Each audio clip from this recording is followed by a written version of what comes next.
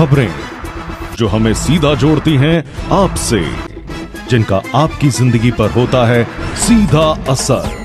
खबर का मतलब है एक भरोसा, और आपका भरोसा है हमारी जिम्मेदारी। ATL TV, भरोसा अलवर का। नमस्कार, ATL TV के सभी दर्शकों का स्वागत है। खबरों के साथ मैं हूं अर्चना जैन। बढ़ते हैं आज की हेडलाइंस के साथ।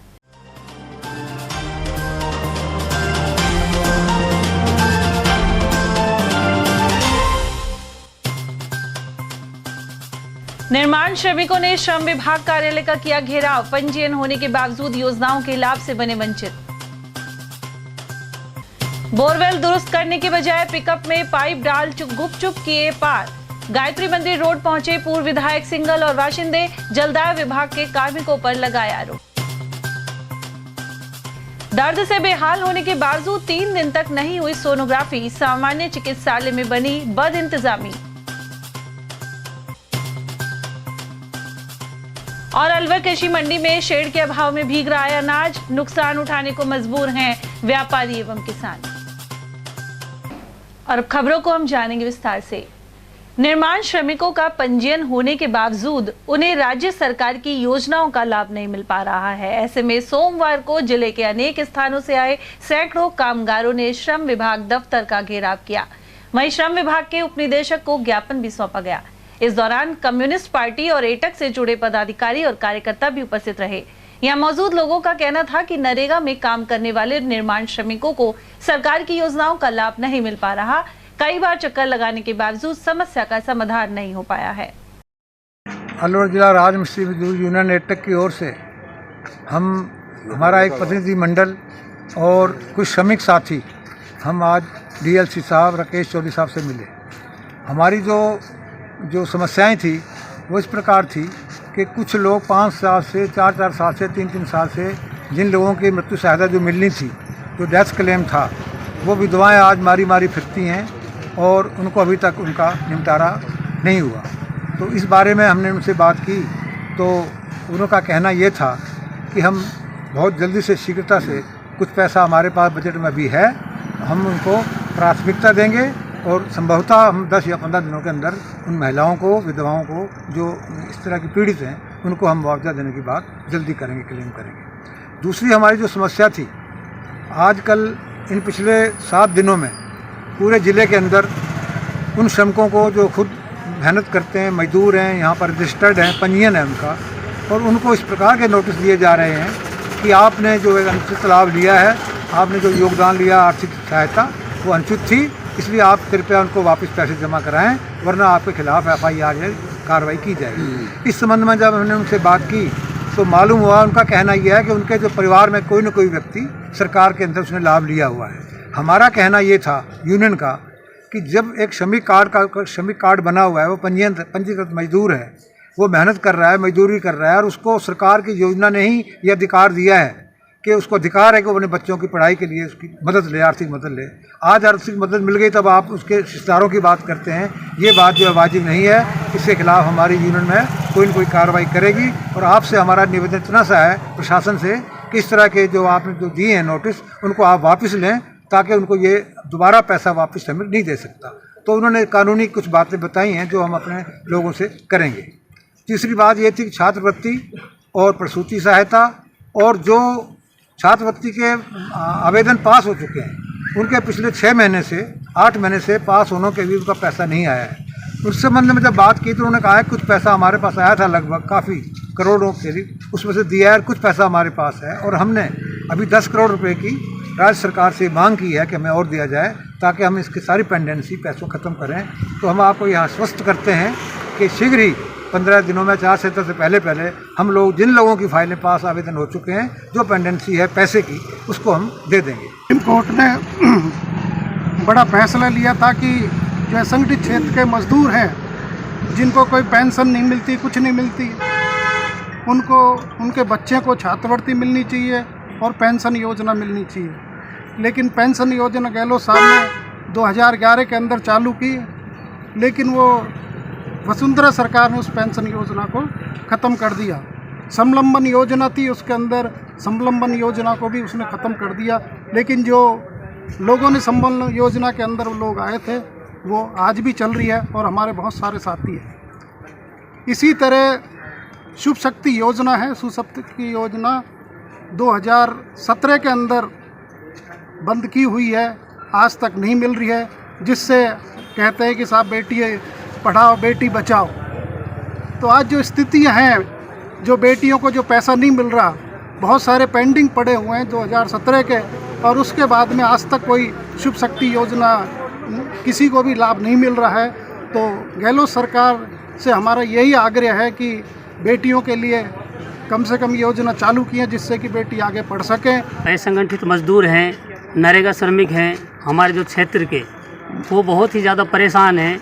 गहलोत सरकार ने वैसे तो योजनाओं की लड़ी लगा रखी है और बजट भी काफ़ी दे रहे हैं। बाकी जो हमारे असंगठित मजदूर हैं उनके लिए उन्होंने किसानों की बात करते हैं, मध्यम वर्गों की बात करते हैं, मगर जो असंगठित मजदूर हैं, नरेगा श्रमिक हुए और भवन निर्माण श्रमिक हुए, इनके लिए उन्होंने अभी तक कुछ नहीं बोला। ना ही इनका जो पैसा शुभ शक्ति योजना जो थी वो बहुत कारागार योजना थी, बेटी की शादी में काम आने वाले पैसे थे, मगर जब से कांग्रेस सरकार आई अभी तक वो योजना बिल्कुल बंद करके पटक रखी है।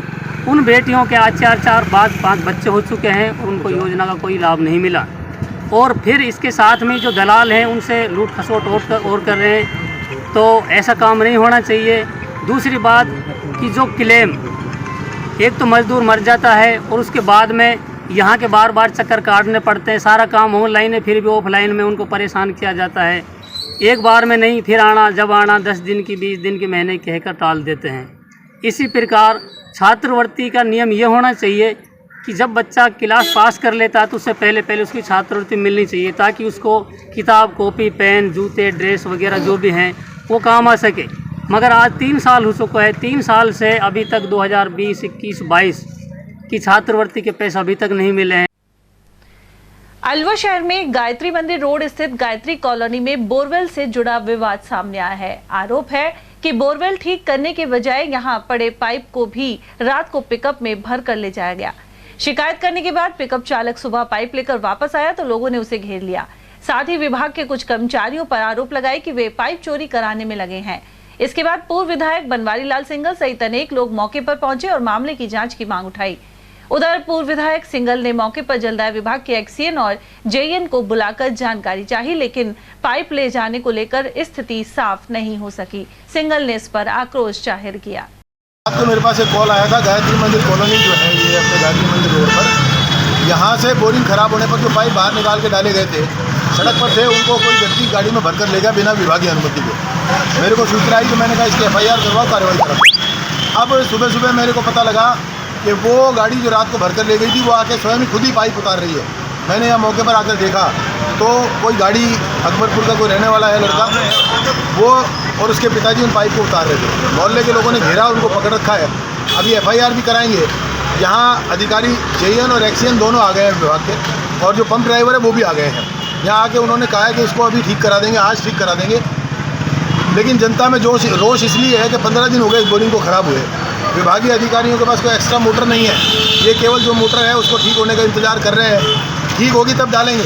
इतने बीच में पाइप चोरी हो गए थे तो सौभाग्य है इस क्षेत्र का कि पाइप हाथों हाथ मिल गए, वरना डिपार्टमेंट के पास मोटर ठीक कराने को पैसे नहीं है तो नए 30 पाइप खरीदने के लिए पैसे कहाँ से आते। ये सरकार बिल्कुल अकर्मण्य और निकम्मी हो चुकी है। जिस प्रकार अभी देखा हमने अटल जीवन मिशन में घोटाला हुआ, मुझे लगता है ये सरकार केवल घोटालों के लिए जी रही है।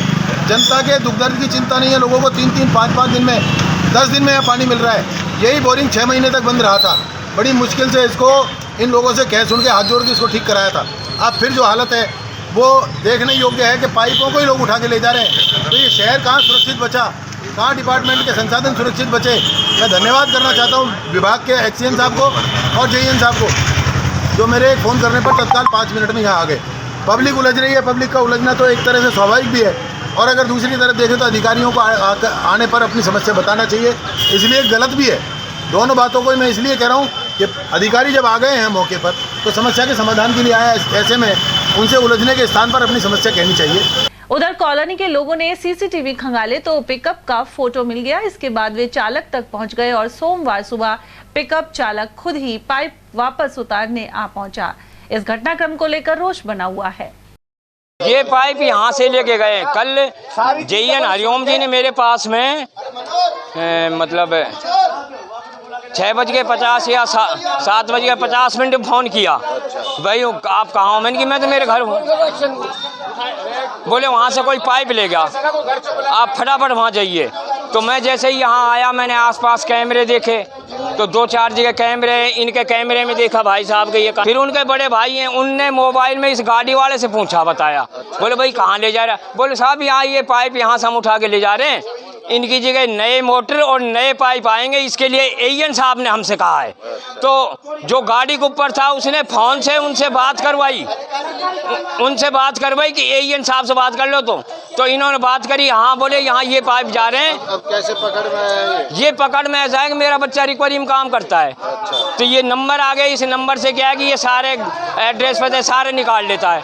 तो मैंने यहाँ के कई लोगों के, गुलाब जी के पास में और ये लाबू के पास में, और जैसे संजय शर्मा ये संजय नरू का, मतलब जितने भी जानकार हैं सबके पास मैंने ये व्हाट्सअप कर दिए।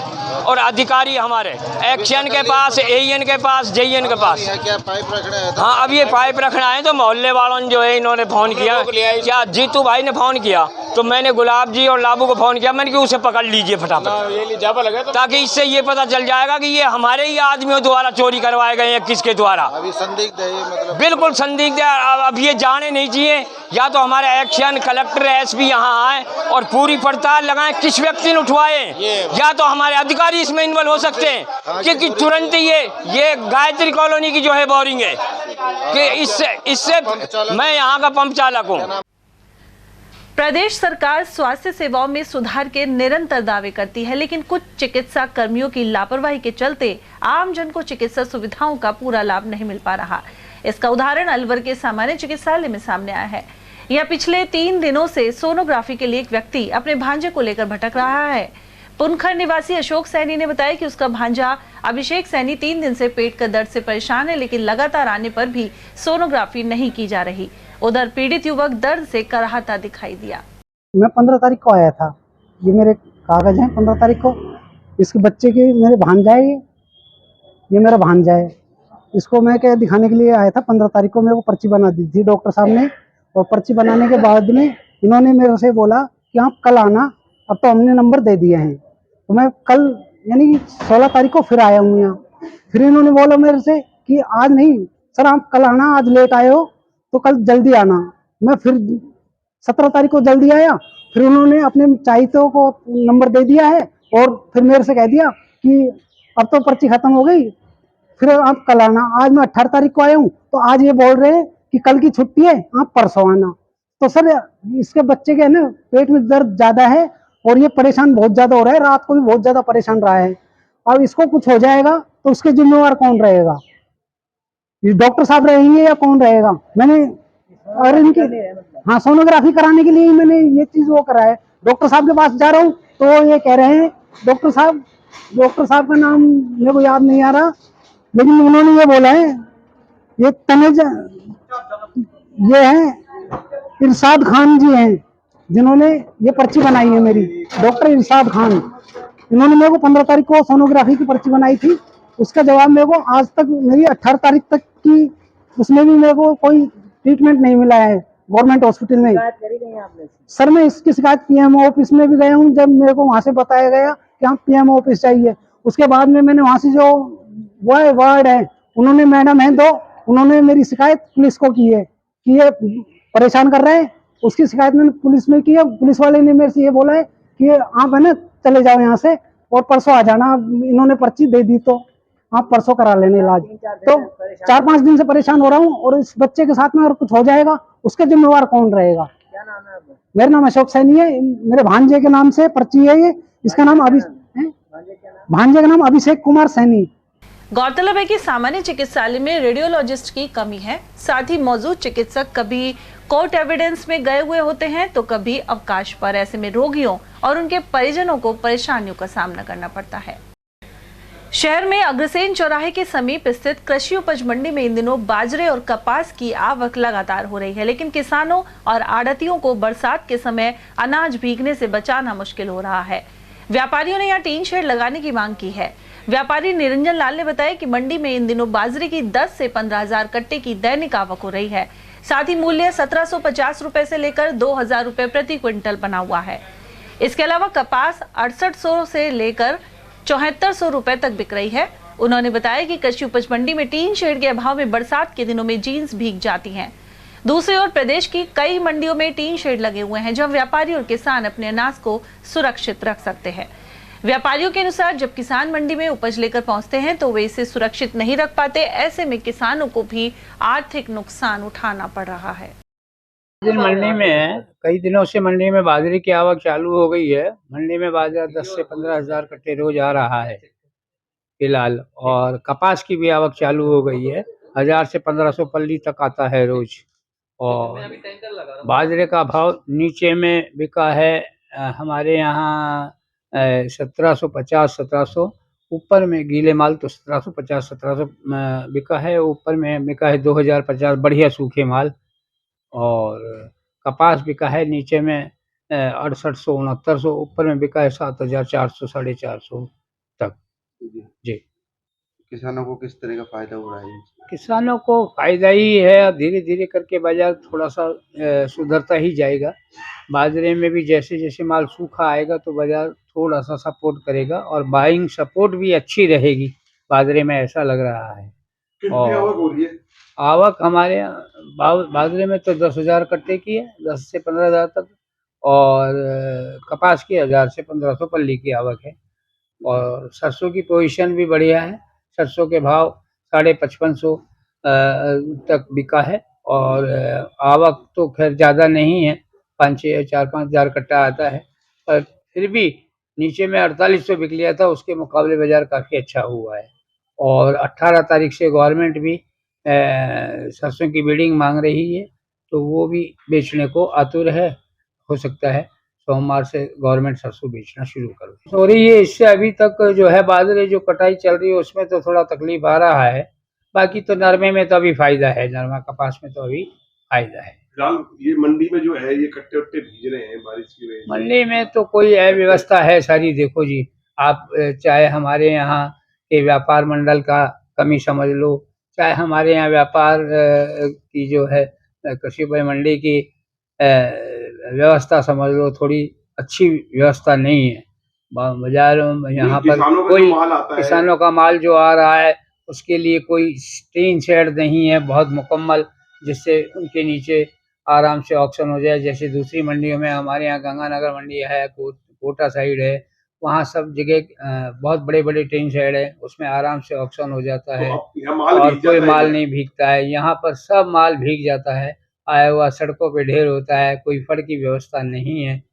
तो इस पर भी थोड़ा ध्यान देना चाहिए। उस पर कोई बिल्कुल अव्यवस्था है। उस पर जो व्यापारी लोग थोड़ा बहुत कोई तिरपाल की व्यवस्था करके उस पर कर देते हैं, लेकिन उससे प्रॉपर पानी रुकता नहीं है। नीचे कहीं न कहीं पानी उपज में चला जाता है और उससे नुकसान होता है और माल जो है खराब ही होता है उससे। जी, क्या मानते हैं बारिशों में किसानों का माल भी भीगता है? हाँ, माल तो भीगता ही है, माल तो किसानों का भीगता ही है और उससे तकलीफ तो आती है। मन किसान का भी खराब होता है, व्यापारी लेने वाले का भी मन खराब होता है। तो इसकी व्यवस्था थोड़ी सी मुकम्मल होनी चाहिए।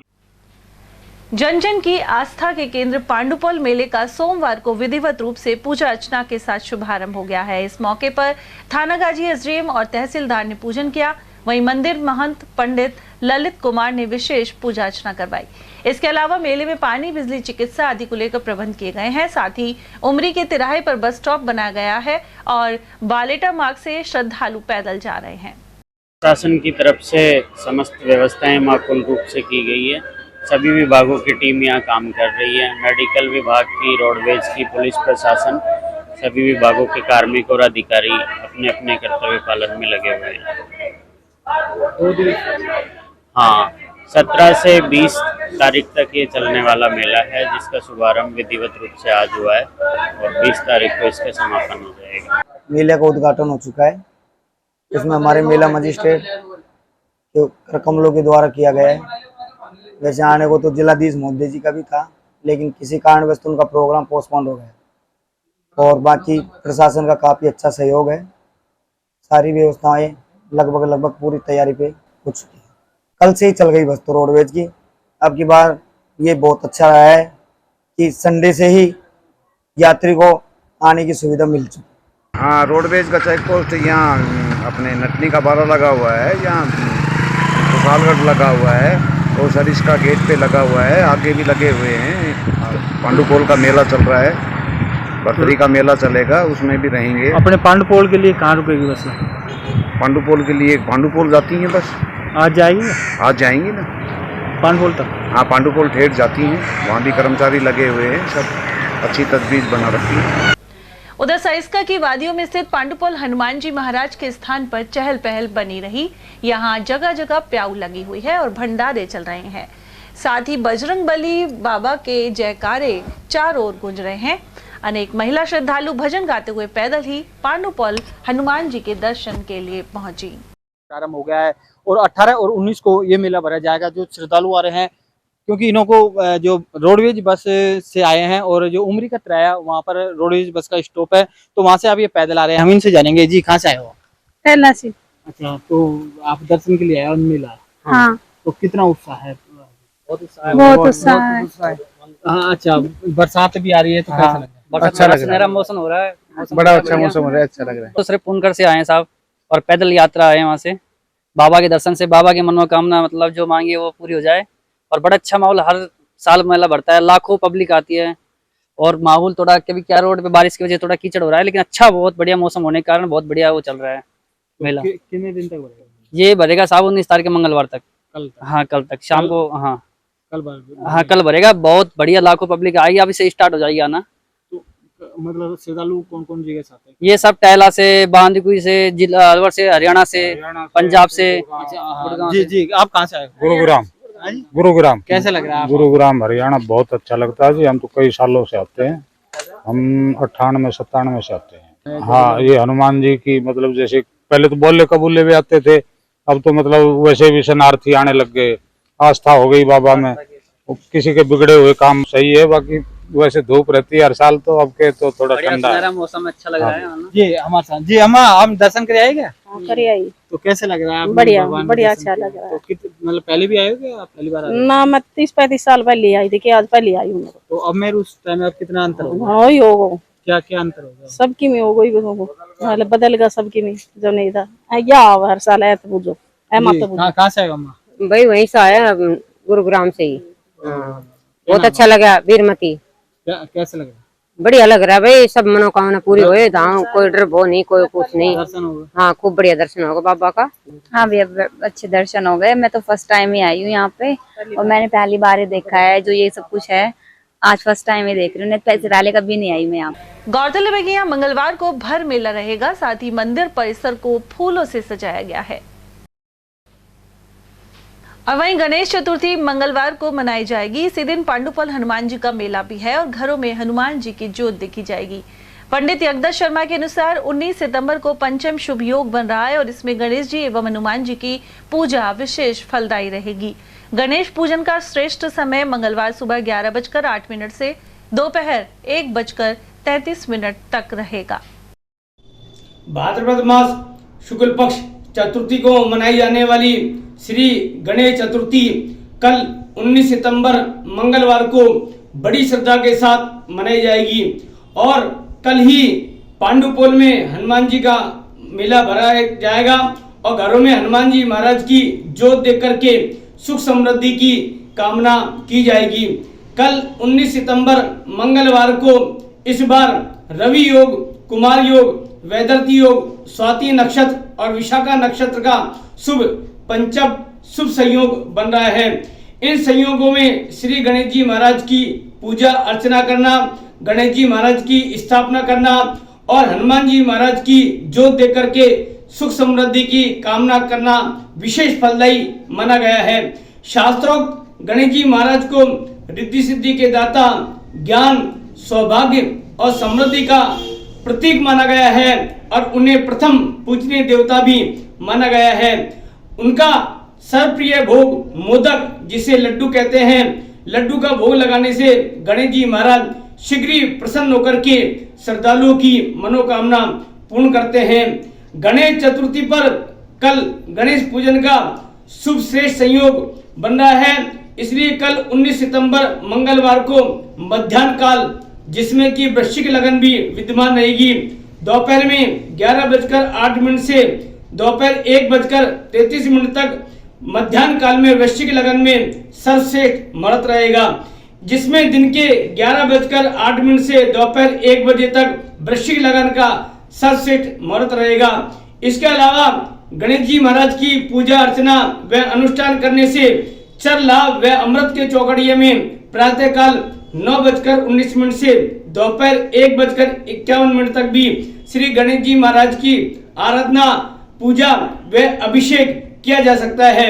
शास्त्रों में गणेश चतुर्थी को स्वयं सिद्ध अर्थात अबुझ मुहूर्त माना गया है। इसलिए कल वाहन खरीदना, दुकानों की प्रतिष्ठानों का मुहूर्त करना, गृहारंभ, गृह प्रवेश, कुआं पूजन आदि सभी शुभ मांगलिक कार्य किए जा सकते हैं, क्योंकि शास्त्रों में माना गया है कि स्वयं सिद्ध अबुझ मुहूर्तों में कोई भी किसी प्रकार का चंद्रमा, नक्षत्र या वार दोष नहीं लगता है। इसलिए स्वयं सिद्ध मुहूर्तों में सभी स्वयं मांगलिक कार्य किए जा सकते हैं। इसलिए गणेश चतुर्थी पर कल विशेष संयोग में श्री गणेश जी महाराज की स्थापना और शुभ मांगलिक कार्य संपन्न किए जाएंगे। और अब आपको बताते हैं कि गहलोत सरकार द्वारा किन सामाजिक सुरक्षा पेंशन योजनाओं का संचालन किया जा रहा है। साथ ही सामाजिक न्याय एवं अधिकारिता विभाग के मंत्री टीकाराम जूली के खुद के गृह जिले में इन योजनाओं से कितने लाख लोग फायदा ले रहे हैं। सोशल वेलफेयर स्कीम को लेकर गहलोत सरकार पूरा जोर दे रही है। इसी कड़ी में गत दिनों पेंशन राशि में वृद्धि की गई थी। सामाजिक न्याय एवं अधिकारिता मंत्री टीकाराम जूली के खुद के गृह जिले में भी इस पर अमल जारी है। फ्लैगशिप योजना के तहत सामाजिक सुरक्षा पेंशन योजनाओं में 7 प्रकार की पेंशन स्कीम का संचालन किया जा रहा है। विभाग के उप निदेशक रविकांत ने बताया कि इनमें मुख्यमंत्री वृद्धजन सम्मान पेंशन योजना, एकल नारी सम्मान, विशेष योग्य जन सम्मान और मुख्यमंत्री लघु एवं सीमांत कृषक सम्मान पेंशन योजना शामिल हैं।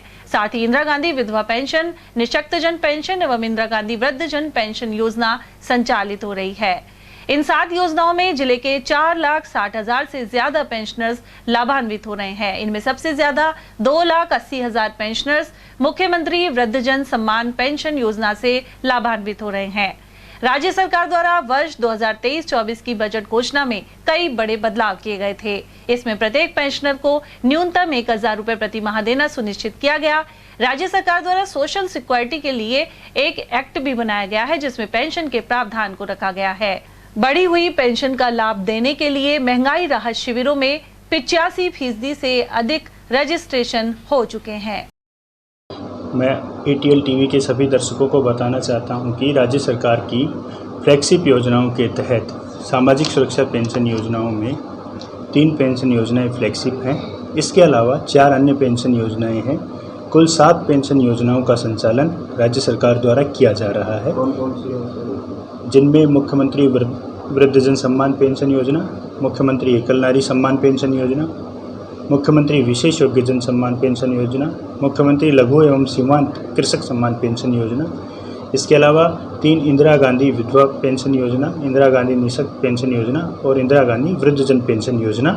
कुल 7 पेंशन स्कीम्स में अभी जिले में 4,60,000 से ज़्यादा पेंशनर्स इन पेंशन योजनाओं में लाभान्वित हो रहे हैं। सबसे ज़्यादा जो पेंशनर हैं वो मुख्यमंत्री वृद्धजन सम्मान पेंशन योजनाओं में लगभग 2,80,000 पेंशनर, अकेली नारी या एकल नारी सम्मान पेंशन योजना में 95,000 पेंशनर्स, विशेष योग्य जन सम्मान पेंशन योजना में लगभग 29,500 पेंशनर्स और इसके अलावा वृद्धजन कृषक सम्मान पेंशन योजना में 19,375 पेंशनर्स लाभान्वित हो रहे हैं।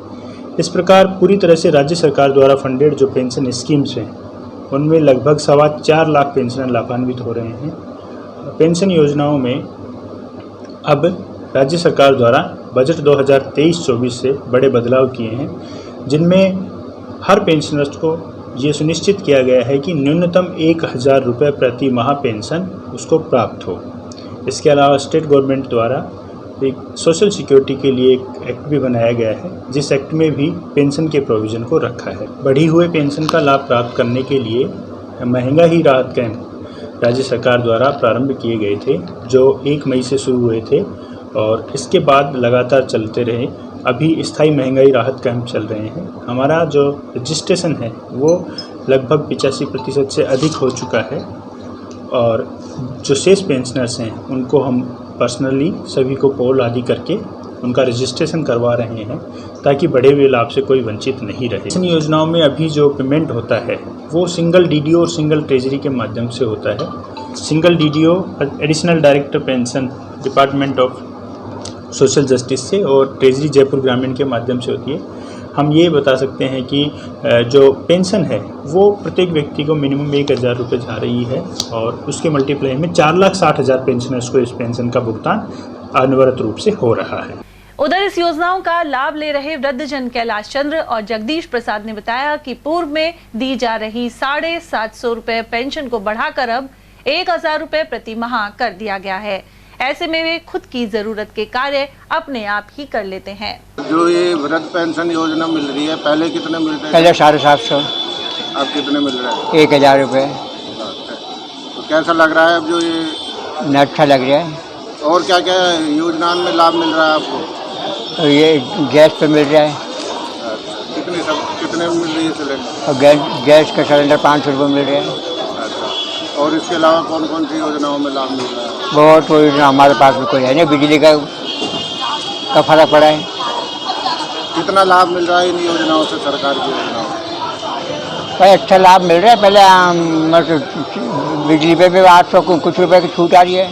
तो पहले कितने मिलते थे पेंशन योजना में? 750।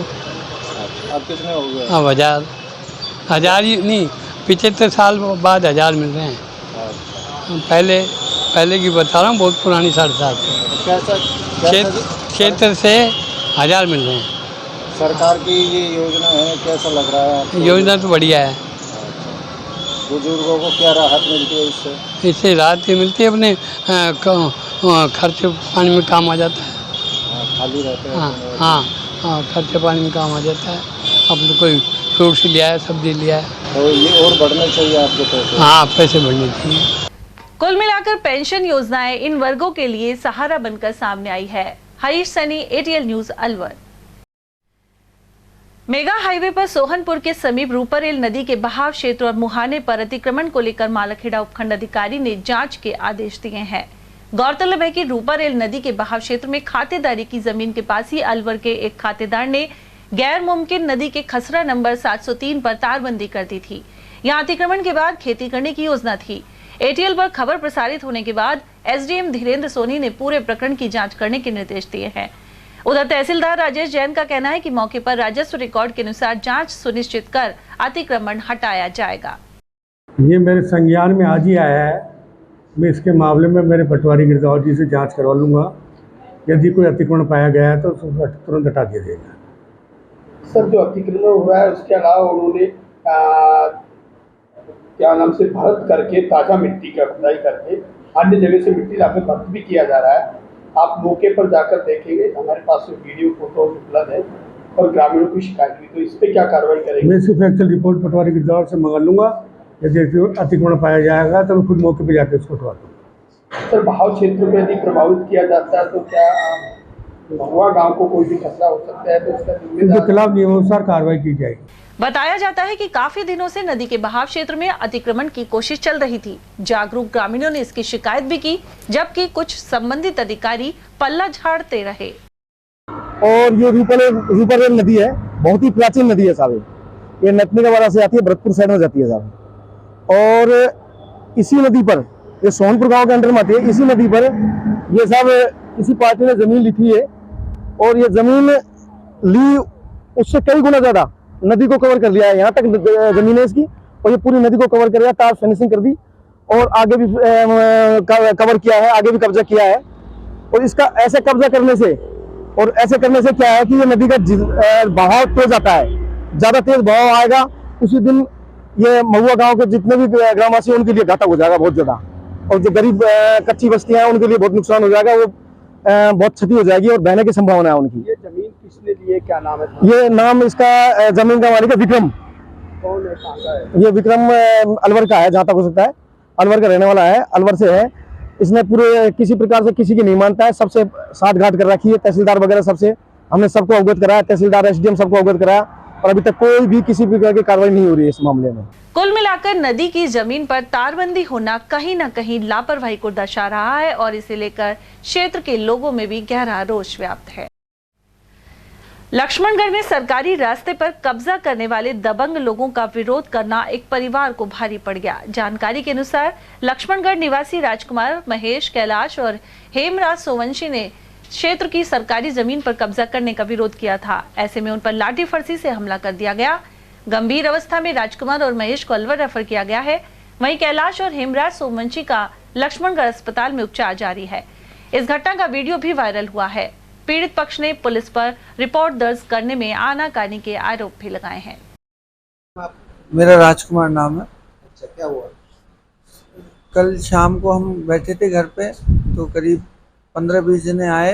एक सरकारी रास्ता पड़ा है, उसको जोतने के लिए। वो भूमाफिया हैं, प्रॉपर्टी का काम करते हैं, सरकारी ज़मीनों पर कब्जा करना, ये सारा काम उनका है। और कुछ पॉलिटिकल वो भी हैं उनके कॉन्टैक्ट। तो हमने उनको जैसे ही मना किया, रास्ता जोतने के लिए भी ये सरकारी रास्ता है, अभी सरकार कलेक्टर साहब ने उसको खाली भी कराया था, पहले भी उन्होंने जोत दिया था। तो लाठियाँ लिया है, फरसी लिया है, बंदूक लिया है। करीब 30-40 जनों ने हम पे हमला कर दिया। हम 4 जने थे, मैं था, हमारे ये रिश्तेदार आए हुए थे, ये थे, मदर फादर थे। वो एज 70 के करीब उनकी उम्र है, लेकिन उन्होंने उनको भी नहीं छोड़ा और हमको पटक पटक के लाठियों से, फरसियों से मारा। ये इन्होंने बीच बचाव किया तो इनको भी मारा। इनके भी यहाँ फ्रैक्चर है, मेरे भी है, मेरे यहाँ चोट आई है, उनके हाथ पैरों में चोट आई है। यहाँ पे ये महेश जी हैं और मैं हूँ। पुलिस ने डकैती के आरोपी कोटपुतली क्षेत्र के सचिन गुर्जर को पकड़ा है। उस पर कुल 15,000 रुपए का इनाम घोषित है। इसके अलावा एक नाबालिग को निरुद्ध किया गया है, जिस पर 5,000 का ऐलान है। एसपी आनंद शर्मा के अनुसार ग्राम झाकड़ी के समीप इन बदमाशों ने 3 अगस्त को एक व्यक्ति से 5 लाख रुपए लूट लिए थे। थानागाजी के एसएचओ राजेश मीणा के नेतृत्व में गठित टीम ने इन्हें पकड़कर करीब 1 लाख की रकम, देसी कट्टा और कारतूस बरामद किए हैं। यहाँ वक्त एक छोटे से ब्रेक का, आप देखते रहिए एटीएल टीवी। हीरे, सोने, चांदी के जेवरातों के विक्रेता दुर्गा प्रसाद सुनील दत्त ज्वेलर्स, बजाजा बाजार, अलवर।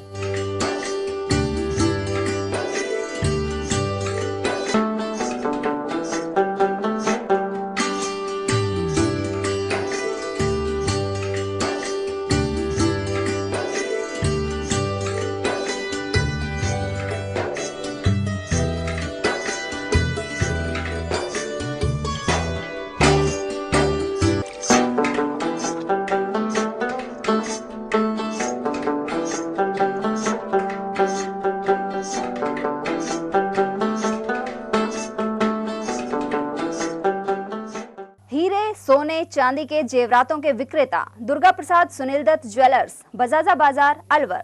Phone number 0144233863 and 2338663। रोजमर्रा के सामान की बेहतर क्वालिटी के साथ आपके भोजन के स्वाद को भी बढ़ाने आ गया है बहुरानी सुपरमार्ट प्राइवेट लिमिटेड, अलवर। यहाँ मिलेंगे आपको शुद्ध और हेल्दी उत्पाद।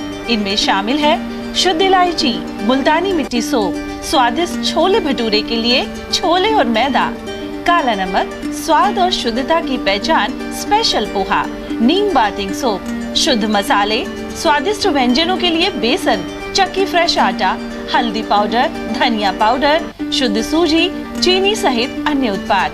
निकटतम स्टोर पर जाएं या व्हाट्सएप करके ऑनलाइन ऑर्डर पाएं और घर बैठे डिलीवरी पाएं। फर्नीचर का 32 साल पुराना जाना माना नाम राहुल डेकोर। यहाँ आपकी लाडली बिटिया के लिए अथवा अपने घर के लिए सभी प्रकार का सागवान का फर्नीचर उपलब्ध है।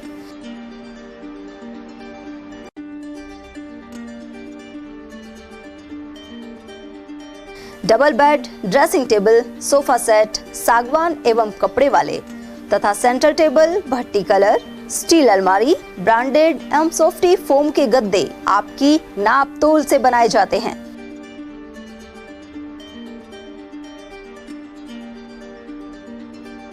सभी सामान एक ही छत के नीचे उपलब्ध। हमारा पता है अलवर बोर्ड जसवंत तिराहे से पहले कटी घाटी Alwar. Contact number 9414019769 and 9414019768। Break के बाद आप सभी का एक बार फिर से स्वागत है। अलवर के मिनी सचिवालय में सोमवार को जिला कलेक्टर पुखराज सेन की अध्यक्षता में एक बैठक हुई। इसमें रामगढ़ विधायक साफिया खान सहित प्रशासनिक अधिकारी भी मौजूद रहे। इस दौरान जनप्रतिनिधियों द्वारा उनके क्षेत्र में विकास योजनाओं से संबंधित जानकारी चाही गई। वहीं जिला कलेक्टर ने सभी प्रशासनिक अधिकारियों से इस संदर्भ में जाना कि कल्याणकारी योजनाओं का कितना लाभ आमजन को मिल पा रहा है। इसके अलावा लंबित प्रकरणों के निस्तारण के निर्देश दिए गए हैं। आज हमारी जिला कलेक्टर महोदय के माध्यम से कलेक्टर सभागार में मीटिंग का आयोजन किया जा रहा है, जिसमें मैं अल्पसंख्यक मामलात एवं वक्फ विभाग सदस्य फखरुद्दीन आज हम अपनी मांगों को लेकर मीटिंग में हम अपनी बात रखेंगे और जिसमें हमारी मांग है महिला एवं बाल विकास विभाग के द्वारा आंगनबाड़ी कार्यकर्ताओं की भर्ती पर अल्पसंख्यकों के कितने पद भरे गए हैं। दूसरी मांग ये हमारी रोजगार विभाग द्वारा अब तक अल्पसंख्यक शिक्षित बेरोजगारों के लिए भत्ता कितने आवेदन आए और कितने पेंडिंग पड़े हैं। तीसरा हमारी यह कक्षा 8वीं से 10वीं तक अभी तक बच्चों के लिए उर्दू किताबें नहीं मिली हैं, जबकि सत्र को चलते हुए लगभग 3 माह बीत गए हैं। और चौथा हमारी है बालक छात्रावास और कॉमन सर्विस सेंटर है जो कूलड़ उमरेन में आता है, अभी तक उसका निर्माण कार्य शुरू नहीं किया, उसकी भी हमारी मांग है उसका निर्माण कार्य शुरू किया जाए। पांचवी जो हमारी मांग है सरकार के समस्त विभागों में योजनाओं में अल्पसंख्यक समुदाय को 15% भौतिक व वित्तीय भागीदारी सुनिश्चित की जाए। इस मांगों को लेकर इन बातों को हम आज मीटिंग में रखेंगे। भाजपा की परिवर्तन संकल्प यात्रा को लेकर तैयारियां जारी है। अलवर दक्षिण के यात्रा संयोजक गोवर्धन सिंह सिसोदिया के अनुसार अलवर में 20 सितंबर को यात्रा प्रवेश करेगी, जो पहले थानागाजी विधानसभा क्षेत्र में पहुंचेगी। कुल मिलाकर 2 दिन तक अलवर में यात्रा रहेगी। ऐसे में यात्रा के लिए अलवर दक्षिण शाखा द्वारा 19 सदस्यों वाली समिति बनाई गई है। सिसोदिया के अनुसार यात्रा में कई प्रमुख नेता शामिल होंगे, साथ ही प्रदेश में आगामी चुनाव में सत्ता परिवर्तन भी होगा। राजगढ़ से कटुमर विधानसभा से रामगढ़ विधानसभा होते हुए अलवर शहर आएगी। शहर से होते हुए यात्रा अलवर के उत्तर जिले में प्रवेश करेगी। हमारे यात्रा के दौरान 19 पदाधिकारियों को, जिले के पदाधिकारी, वरिष्ठ कार्यकर्ता, इनको जिम्मेदारी दी हुई है अलग अलग काम को संभालने के लिए। सभी कार्यकर्ताओं ने बहुत ही भलीभांति से इस काम को संभाल रखा है और यात्रा का स्वरूप बहुत भव्य रहेगा। अलवर दक्षिण जिले में आप देखेंगे कि यात्रा क्या जोर शोर से एक उत्सव के रूप में अलवर जिले में यात्रा देखने को मिलेगी। थानागाजी में स्वागत सभा है, राजगढ़ में कस्बे में स्वागत सभा है, पिनान में जनसभा है रात्रि विश्राम के समय। उसके बाद कटुमर में स्वागत सभा है, उसके बाद रामगढ़ में स्वागत सभा है, अलवर शहर में भी स्वागत सभा है। किसी जगह 1 है, किसी जगह 2 है, लेकिन हर जगह हमारी हर विधानसभा में स्वागत सभा और जनसभा का एक आयोजन, भव्य आयोजन के रूप में भारतीय जनता पार्टी का रहेगा। सर, इस यात्रा के बाद जनता पर भाजपा का कितना प्रभाव पड़ रहा है और उसका आगामी विधानसभा चुनाव में कितना लाभ? आप यात्रा का 2 दिन का जो ये माहौल कह दो, इसको उत्सव को कह दो, आप जब देखोगे ना आप खुद महसूस करोगे कि राजस्थान में भारतीय जनता पार्टी की ये जो यात्रा है ये परिवर्तन की यात्रा है और परिवर्तन लेके ही रहेगी और परिवर्तन बिल्कुल होगा 100%। जनता ने पूरा मानस बना लिया है। भारतीय जनता पार्टी की परिवर्तन यात्रा को उत्सव के रूप में जनता खुद सहभागी बन रही है। जिलाध्यक्ष जी ने अलवर दक्षिण जिले में बहुत अच्छी तैयारी कर रखी है। भाजपा ने राजनीतिक लाभ के लिए हिंदू धर्म को नीचा दिखाने की कोशिश के आरोप लगाए हैं। रामगढ़ विधानसभा क्षेत्र से नेता चौधरी इंद्रपाल सिंह के अनुसार विपक्षी पार्टियों के कुछ नेताओं द्वारा सनातन के खिलाफ बयानबाजी करना निंदनीय है, जबकि राजनीति में सभी धर्मों का सम्मान किया जाना चाहिए। चौधरी के अनुसार सदियों से हो रही कोशिश के बावजूद सनातन हिंदू धर्म आज भी कायम है। और सबसे बड़ी विडंबना की बात यह है, इन्होंने खुद सनातन धर्म में जन्म लिया है।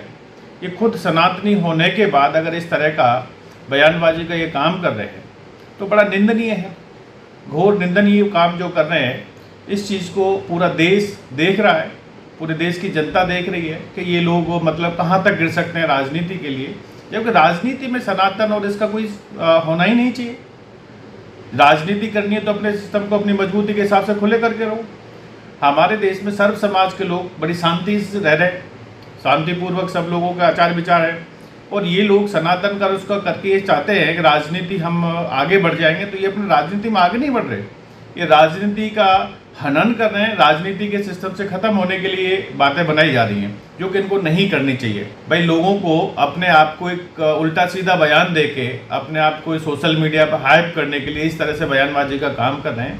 रही सनातन धर्म के बारे में इस तरह की बात करने की, इनकी तो बिसात क्या है जो आज तक सनातन धर्म को बाहर से मुगल आए, अंग्रेज आए, कौन कौन आए इस चीज़ को लूटने, खसोटने, लड़ने, झगड़ने, आज तक सनातन धर्म को ये कभी कोई मिटा नहीं पाए। इनकी तो क्या बिसात है सनातन धर्म को ये मिटाने की और उसकी बात करते हैं।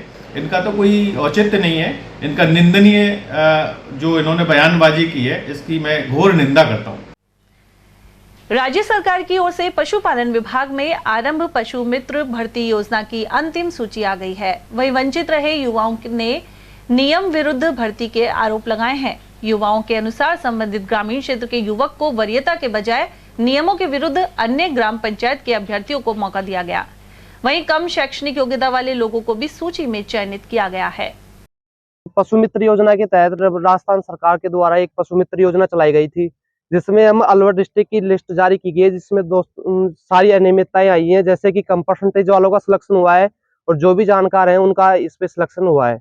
जैसे कि अपन बात करते हैं राजस्व ग्राम के अंदर जो भी भाइयों ने फॉर्म लगाया था उनका सिलेक्शन नहीं हुआ है, अदर गांव के बच्चों का इसमें सिलेक्शन हो गया है। ठीक है, ये परसेंटेज बेस पे भर्ती थी क्या? हाँ, परसेंटेज बेस पे भर्ती थी। इसमें 12th और डिप्लोमा की परसेंटेज के ऊपर सिलेक्शन लेना था और जो जिस ग्राम का फॉर्म लगा रहा है ना उसी ग्राम के बच्चे को इसमें सिलेक्ट करना चाहिए था। कैसे भर्ती नहीं हुई? ऑफलाइन फॉर्म जमा किए गए थे। इसमें हुआ क्या है, मतलब कम परसेंटेज वालों को कम परसेंटेज वालों को जो अपने जानकार अधिकारियों के बच्चे हैं उन्हीं को इसमें सिलेक्शन किया गया है। और जो इसमें जिनके ज्यादा परसेंटेज जो हकदार थे इस जॉब के उनको ये जॉब नहीं मिली। जिसकी ज्यादा परसेंटेज थी वो रह गए। हाँ, वो रह गए हैं। जिसके कम नंबर थे ना उनका सिलेक्शन हुआ है, जो जिसके ज्यादा नंबर थे उनका एक का भी नंबर, इसका एक का भी नंबर नहीं आया इसमें, इस भर्ती में। और इसमें जो रिलेटिव थे उनका सबका नंबर आया हुआ है। और जिस ग्राम पंचायत में ये था कि जिस ग्राम पंचायत का बंदा होगा उसका लिस्ट में नाम आना था राजस्व ग्राम में, और इन्होंने मतलब ऐसे धांधलेबाजी की है। जिस गांव में राजस्व गांव की लिस्ट हमें नहीं बताई कि यहाँ से वैकेंसी है, फिर भी हमने फॉर्म लगाया और बाहर की पंचायत का जो हमारे हक था, हमारे हक के लिए दूसरी बाहर की पंचायत के बच्चे यहाँ आकर और यहाँ पे हमारा मतलब हक का वहाँ ले रहे हैं। और इसमें जो मतलब धांधलीबाजी चल रही है उनका स्ट्राइक पे है। आज अगर यहाँ आए थे हम पशुपालन विभाग में, यहाँ पे हमारे लिए कुछ मतलब बोल रहे हैं कि आज स्ट्राइक है, ये है वो है, इसलिए हमारे हड़ताल के लिए हमें यहाँ से बाहर के लिए भेज रहे हैं और हमारे कोई सुनवाई नहीं ले रहे यहाँ पे। हाँ, परसेंटेज बेस पे थी। परसेंटेज बेस कम परसेंटेज वालों का नंबर आ रहा है, हमारी 80 है, हम यहाँ डोल रहे हैं, हमारे 67 वालों का परसेंट वालों का नंबर आया हमारी पंचायत से। लिस्ट में क्या देखा, मतलब कितने परसेंटेज वालों के नंबर 60, 50, 57। यहाँ 82 वाला बैठा है, यहाँ पे 50, 58, 57 वाले का हो रहा है यहाँ पे सिलेक्शन। धांधली है, मतलब धांधली बहुत टोटल धांधली है। संतोषजनक कोई जवाब नहीं है। नहीं, हमारे पशुपालन विभाग है उनका सब हो रहा है। कैबिनेट मंत्री टीकाराम जूली ने सोमवार को मोती डूंगरी स्थित अपने कार्यालय पर जन सुनवाई की। इस दौरान जिले भर से आए लोगों ने अपनी समस्याएं और उनके सामने रखी। वहीं टीबी हॉस्पिटल में कार्यरत संविदा कर्मियों ने वर्ष 2022 के नियमों का हवाला देते हुए स्थायीकरण की मांग उठाई। इन कर्मचारियों का कहना है कि पिछले लंबे समय से वह टीबी रोग नियंत्रण और संबंधित गतिविधियों में सक्रिय भागीदारी कर रहे हैं। इसके बावजूद सरकार द्वारा इन्हें स्थायी नहीं किया जा रहा। उधर मंत्री जूली ने जल्दी समस्या समाधान का आश्वासन देते हुए इस बारे में मुख्यमंत्री से बातचीत करने का भरोसा दिलाया। उधर यहां मौजूद शैलेंद्र मिश्रा का कहना था कि टीबी उन्मूलन कार्यक्रम के कर्मियों को नवीन संविदा सेवा नियम 2022 में शामिल किया जाना चाहिए। जो एनएचएम में संविदा रूल्स 2022 का जो मैटर है, इसमें टीबी कर्मचारियों को सम्मिलित अभी तक नहीं किया गया है। तो हम आशा करते हैं जूली जी से कि हमें हमारी बात को आगे पहुंचाएं और हमें संविदा रूल्स में शामिल करवाएं। हम 2012 से लगातार एनएचएम के थ्रू कार्य कर रहे हैं यहाँ पे, है ना, पर अभी तक हमें ना तो नियमितीकरण का लाभ मिला है, ना ही संविदा रूल्स में शामिल करने का लाभ मिला है। क्या क्या कार्य है आप? हमारे टीबी मरीजों के दवाई का काम है, रिपोर्टिंग रिकॉर्डिंग है, मरीजों की होम विजिट है, सारा प्रोग्राम हमारे टीबी संबंधित सारा प्रोग्राम हमारे संविदा रूल्स में ही अंडर में काम में आते हैं। पूरा नर्सिंग स्टाफ नहीं सर, कॉन्ट्रेक्चुअल स्टाफ है सारा संविदा रूल्स संविदा वाले। कि पूरे राजस्थान में जो एनएचएम के कर्मचारी हैं उनको संविदा रूल 2022 में सम्मिलित कर जो है नियमित किया जा रहा है, जिसमें आज दिनांक तक हमारे जो टीबी प्रोग्राम के कर्मचारी हैं उनको अभी सम्मिलित नहीं किया गया है। इस संदर्भ में आज पूरे राजस्थान के टीबी कर्मचारी जो है सामूहिक अवकाश लेकर जो है जिले वाइज अपने अपने मंत्री महोदय को ज्ञापन देकर इस संदर्भ में माननीय मुख्यमंत्री महोदय तक ये सूचना भिजवा रहे हैं कि हमको जल्द ही जो है संविदा रूल 2022 में सम्मिलित कर जो है हमें नियमित किया जाए। समग्र शिक्षा अभियान के निर्देशानुसार स्कूल पुस्तकालय संवर्धन परियोजना जारी है। इसके तहत डाइट कॉलेज परिसर स्थित पुस्तकालय में शिक्षक प्रशिक्षण शिविर का सोमवार को समापन हो गया। यहाँ क्रियाशील पुस्तकालयों एवं आकलन को लेकर प्रशिक्षण दिया गया। परियोजना से जुड़े संतोष कुमार ने बताया कि 3 चरणों में जिले भर से आए 90 स्कूलों के प्रतिनिधियों को लाइब्रेरी मैनेजमेंट और विद्यार्थी पुस्तकालय परिषद बनाने के बारे में बताया गया। राजस्थान स्कूल पुस्तकालय संवर्धन परियोजना के अंतर्गत ये प्रशिक्षण आयोजित किया जा रहा है। ये प्रशिक्षण समग्र शिक्षा अभियान के आदेश के अनुसार किया जा रहा है। ये प्रशिक्षण 3 बैच में 6 दिन चलेगा, 2-2 दिन। और इस प्रशिक्षण पहला बैच जो है वो हमारा यहाँ पर 12 और 13 तारीख को हुआ था। दूसरा प्रशिक्षण हमारा 14 और 15 तारीख को। तीसरा प्रशिक्षण जो है हमारा है वो 16 और 18 तारीख। आज अंतिम कार्य दिवस, अंतिम दिवस है तीसरा बैच का आज।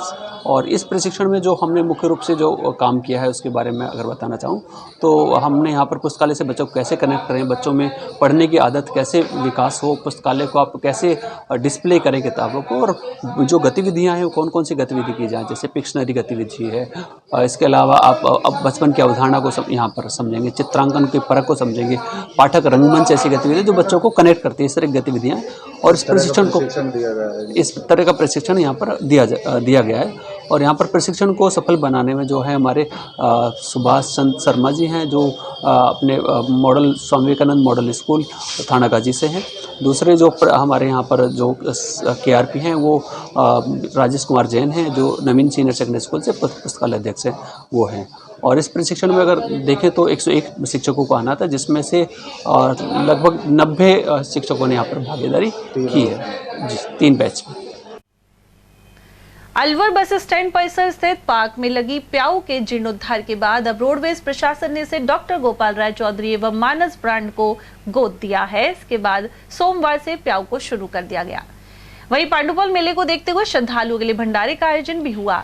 मानस ब्रांड से जुड़े सुरेश कुमार ने बताया कि प्याऊ के शुभारंभ और पांडुपौल मेले को देखते हुए 2 दिवसीय भंडारे का आयोजन किया जा रहा है। साथ ही भर्तरी मेले में जाने वाले श्रद्धालुओं के लिए फलों का वितरण भी आगामी दिनों में किया जाएगा। आज बस स्टैंड पे एक तो मानस प्याऊ का शुभारंभ किया गया है और आज बाबा पांडुपौल का मेला का शुरुआत हुई है। आज 2 दिन का भंडारा मानस की तरफ से लगाया गया है। और भर्तरी बाबा के मेले में 2 दिन फल फ्रूट, जिनमें सेब, केले, अमरूद, नाशपाती सब फल फ्रूट होंगे। इसमें 2 दिन है ना वहाँ पे बांटेंगे भर्तरी बाबा के मेले श्रद्धालुओं के लिए भंडारा लगाया गया है। कब तक चलेगा? ये रात तक चलेगा, कल भी चलेगा, कल शाम तक चलेगा। हाँ 2 दिन के लिए लगाएगा। शहर के धाबाईजी बाग में पानी की समस्या से परेशान महिलाएं सोमवार को मनुमार्ग स्थित जलदाय कार्यालय पहुंची। महिलाओं ने बताया कि करीब 4 महीने से क्षेत्र में पानी की समस्या विकट रूप ले चुकी है। रोजाना टैंकर मंगवाना भी अब संभव नहीं है। इसके बावजूद बोरिंग की मोटर खराब पड़ी हुई है। उनका कहना था कि समस्या के चलते लोग रात में ढंग से सो भी नहीं पाते और पानी आने का इंतजार बना रहता है। पानी की समस्या कितने दिनों समस्या क्या आ रही है? ये पानी है ना, पहला तो रात में आवा करो 2-4 महीना से, अब 10-10 बूंद टैंक गिरा रहे 400 रुपए में 4 दिन चल रहे हमारे पानी। तो आपने अधिकारी को अवगत नहीं कराया? अब कहा तो गए अधिकारी का नहीं आया। क्या बोल रहे अधिकारी? बोल रहे मोटर बदलवा देंगे और वाल 4 में मोड़ के छोड़ रखे, हमारे पानी पहुँचना रही मोटर चल रही है अपनी। मेन समस्या कितने दिनों से आ रही है? मेन समस्या तो हमारे 3-4 महीने से आ रही है, पर अब 10 दिन से बिल्कुल पानी नहीं आ रही। बिल्कुल पानी नहीं आ रही हो। 10 दिन से नहीं आ रही। 10 दिन से बिल्कुल नहीं आ रही। क्या समस्या आ रही है? पानी नहीं आ रही हो हमारे, पानी नहीं आ रही हो। कई 10 दिन हो गया, 400 का टैंकर गिरवा रहे हैं हम। ये अब JN के पास आया है पानी की समस्या की खबर। क्या आश्वासन दिए? इन्होंने मोटर बदला देंगे दोबारा 2-3 दिन में। 10 दिन से आप काफी परेशान हो रहे हैं? हाँ परेशान हो रहे हैं। 10 दिन से कहीं रात में आवा, कोई 2-3 महीना से पानी ढंग से आई नहीं रही हमारा। न रात में सोवा न दिन में सोवा पानी के चक्कर में। कौन से जगह की बात है? धाबाई जी का बाग की। शहर कोतवाली पुलिस ने मोबाइल छीनने के मामले में एक आरोपी को किशनगढ़ से गिरफ्तार किया है। पुलिस के अनुसार परिवादी स्कीम 3 निवासी नरेंद्र कुमार यादव से बदमाश अंबेडकर सर्किल के पास मोबाइल छीन कर ले गया था। पुलिस ने आरोपी प्रिंस को किशनगढ़ बास से गिरफ्तार किया है। उसके कब्जे से पुलिस ने मोबाइल बरामद कर लिया और पूछताछ की जा रही है। आरोपी का नाम है प्रिंस नव राजेश कुमार प्रजापत, 19 साल का है और निवासी आनंद नगर कॉलोनी खैरकल। के दिनांक 29/5/23 को नरेंद्र यादव सन ऑफ महेंद्र यादव निवासी स्कूल नंबर 3 इसने मुकदमा दर्ज कराया था। अम्बेडकर चौराहे के पास मंदिर है, वहाँ इसके मोबाइल को छीन कर ले गए।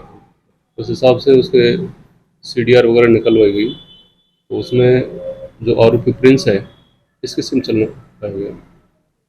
तो इसको कल दिनांक 17/9/23 को किशनगढ़ वास तहसील के सामने से वहाँ से राउंड अप किया था। तो लाकर यहाँ उससे पूछताछ की तो इसने खरीदने बताया है। ये कोई ढाबा है, बीरुदा ढाबा कैलको चौराहे पर, वहाँ कोई पार्टनरशिप में चलाता है किसी नई इनकम के साथ में। तो वहाँ को खाना खाने आए थे, उन लड़कों से उसने खरीद रखा है। ब्रजभूमि कल्याण परिषद के कार्यकर्ता गणेश चतुर्थी के अवसर पर जयपुर में भगवान गणेश के मंदिर में पूजा अर्चना करेंगे। साथ ही भाजपा के प्रदेश मुख्यालय पहुंचकर ब्रजभूमि विकास बोर्ड के गठन की मांग उठाएंगे। उन्होंने बताया कि कांग्रेस की गहलोत सरकार ने ब्रजभूमि विकास बोर्ड की घोषणा की है, लेकिन उस पर अभी तक अमल नहीं हो पाया है। ऐसे में भाजपा अपने घोषणा पत्र में ब्रजभूमि विकास बोर्ड के गठन और मेवात विकास बोर्ड को भंग करने की मांग शामिल करे। इस बारे में परिषद के राष्ट्रीय संयोजक डॉक्टर पंकज गुप्ता ने जानकारी प्रदान की। गणेश चतुर्थी के दिन और यहां से लगभग 500 की संख्या में कार्यकर्ता और आमजन जयपुर जा रही है और जयपुर के अंदर हमारा भव्य कार्यक्रम है, बड़ा कार्यक्रम है। ब्रजभूमि कल्याण परिषद के तमाम मथुरा वृंदावन से, जयपुर से, अलवर से सब कार्यकर्ता जयपुर इकट्ठे हो रहे हैं, पूरे राजस्थान। और वहां पर हम जो है राजस्थान के अंदर भाजपा कार्यालय के अंदर और ये बात कहने के लिए कि ब्रज विकास बोर्ड बनाने के लिए जो घोषणा की गई है हमारे आंदोलन के फलस्वरूप, उसके ऊपर सरकार कार्रवाई नहीं कर रही है। तो भाजपा भी अपने घोषणा पत्र में इस बात को शामिल करे कि ब्रज विकास बोर्ड बनना चाहिए। दूसरी बात, संविधान के खिलाफ बनाए गए मेवात विकास बोर्ड को भंग करो। ब्रजभूमि कल्याण परिषद 35 वर्षों से यह आंदोलन चला रही है कि जो मेवात विकास बोर्ड बना है वो संविधान के खिलाफ बना है। अब जांच करो, अब देखो संविधान के खिलाफ है कि नहीं है, और अगर ये संविधान के खिलाफ है तो इसको भंग करो। यही बात को हम लेने के लिए कि चुनाव घोषणा पत्र में भाजपा शामिल करे, इस बात को लेने के लिए पूरे राजस्थान से, यूपी से सब लोग भाजपा कार्यालय जा रहे हैं। कोतवाली थाना पुलिस ने बाइक चोरी करने के मामले में आरोपी को प्रोटेक्शन वारंट पर गिरफ्तार किया है। सहायक उप निरीक्षक अरुण कुमार ने बताया कि परिवादी डेहरा निवासी राम सिंह की बाइक स्कीम 2 स्थित बड़ौदा ग्रामीण बैंक के पास खड़ी हुई थी। वह यहां रंग पेंट का काम करने गया था और इसी दौरान राम सिंह की बाइक पार हो गई। पुलिस ने जांच के बाद आरोपी तौफीक को मथुरा जेल से प्रोटेक्शन वारंट पर गिरफ्तार किया है। उसकी निशानदेही पर बाइक बरामद कर ली गई है। दिनांक 2/1/2023 को परिवादी राम सिंह निवासी बाला डेरा ने थाना पर उपस्थित होकर एक रिपोर्ट दर्ज कराई कि परिवादी बड़ौदा बैंक स्कीम नंबर 2 पर रंग पुताई का काम कर रहा था। उस दौरान किसी अज्ञात चोर ने प्रार्थी की मोटरसाइकिल को चोरी कर ली, जिस पर परिवादी की जो मोटरसाइकिल थी पुलिस थाना बरसाना पर मुलजिम तौफीक के कब्जे से बरामद की गई थी, जिसको मनीषाई द्वारा जिला मथुरा से मुलजिम को लाकर प्रकरण में गिरफ्तार किया है। आरोपी का नाम क्या है? तौफीक। कहाँ के निवासी है? तौफीक निवासी कोतकान, थाना जुरेरा, भरतपुर का। कहाँ से गिरफ्तार किया था? इसको जेल से प्राप्त किया था प्रोटेक्शन वारंट से। एनईबी थाना पुलिस ने रिवॉल्वर सहित एक आरोपी को गिरफ्तार किया है। सूचना मिलने पर पुलिस एनईबी क्षेत्र में सानिया हॉस्पिटल के पास पहुंची। यहां तलाशी लेने पर युवक के पास अवैध देशी रिवॉल्वर बरामद हुई। लाइसेंस नहीं होने के कारण ओमकार कॉलोनी निवासी नीरज सैनी को आर्म्स एक्ट में गिरफ्तार किया गया है। दिनांक 16/9/18 को राजेश सारण एससी को गैरी मुखबिर सूचना मिली कि अग्रसेन सर्किल से सानिया नमन होटल की तरफ जाने वाले 160 फुट रोड पर सोनी हॉस्पिटल से आगे कोई अवैध हथियार से लेकर जा रहा है, जिस पर सोनी हॉस्पिटल के आगे 160 फुट रोड पर मुलजिम नीरज सैनी पुत्र कैलाश चंद सैनी निवासी ओमकार कॉलोनी अलवर थाना न्यू अलवर को एक देसी रिवाल्वर 32 बोर और एक स्कूटर के गिरफ्तार किया। अलवर जिले में अवैध शराब के खिलाफ अभियान जारी है। एनईबी थाना पुलिस ने 2 आरोपियों को गिरफ्तार किया है। पुलिस के अनुसार हरपाल फार्म हाउस के पास एक युवक रात 8 बजे बाद अवैध शराब बेच रहा था। पुलिस मौके पर पहुंची और आरोपी हैप्पी को गिरफ्तार कर लिया गया। इसके अलावा भांड बस्ती के समीप किथूर निवासी हुकम सिंह को भी पकड़ा गया है। दिनांक 17/9/23 को श्री सीताराम जैसी द्वारा अभियान के दौरान की गई कार्रवाई में 19/54 में हैप्पी पुत्र अशोक सिंह जाति लबाना सिख उम्र 19 साल आज़ाद नगर को अवैध देसी शराब बेचते हुए ठाकर वाला कुआ हरपाल के फार्म के पास से पकड़ा है। कितने पहुए हैं? 48 पहुए।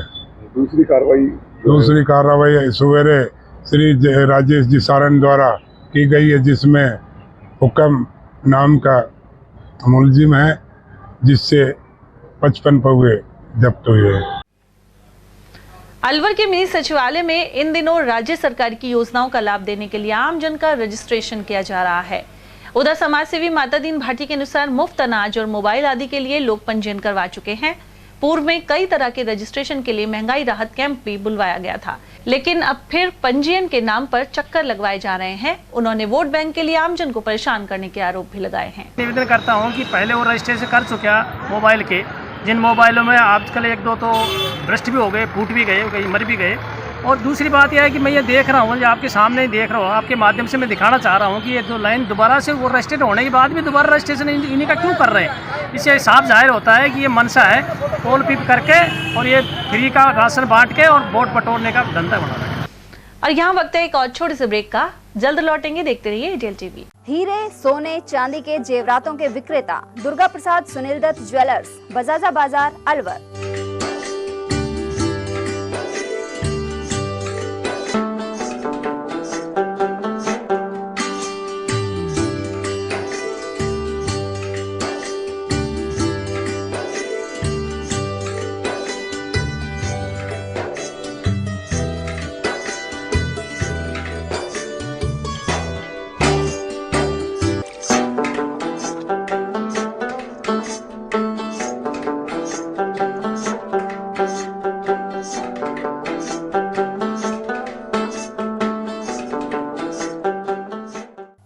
सोने चांदी के जेवरातों के विक्रेता दुर्गा प्रसाद सुनील दत्त ज्वेलर्स, बजाजा बाजार, अलवर। Phone number 0144233863 and 2338663। रोजमर्रा के सामान की बेहतर क्वालिटी के साथ आपके भोजन के स्वाद को भी बढ़ाने आ गया है बहुरानी सुपरमार्ट प्राइवेट लिमिटेड अलवर। यहाँ मिलेंगे आपको शुद्ध और हेल्दी उत्पाद। इनमें शामिल है शुद्ध इलायची, मुल्तानी मिट्टी सोप, स्वादिष्ट छोले भटूरे के लिए छोले और मैदा, काला नमक, स्वाद और शुद्धता की पहचान स्पेशल पोहा, नीम बाथिंग सोप, शुद्ध मसाले, स्वादिष्ट व्यंजनों के लिए बेसन, चक्की फ्रेश आटा, हल्दी पाउडर, धनिया पाउडर, शुद्ध सूजी, चीनी सहित अन्य उत्पाद। निकटतम स्टोर पर जाएं या व्हाट्सएप करके ऑनलाइन ऑर्डर पाएं और घर बैठे डिलीवरी पाएं। फर्नीचर का 32 साल पुराना जाना माना नाम राहुल डेकोर। यहाँ आपकी लाडली बिटिया के लिए अथवा अपने घर के लिए सभी प्रकार का सागवान का फर्नीचर उपलब्ध है।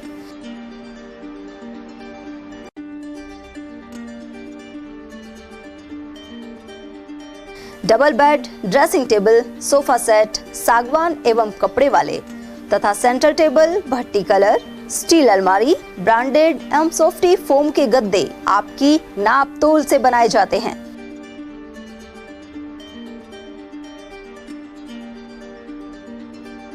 सभी सामान एक ही छत के नीचे उपलब्ध।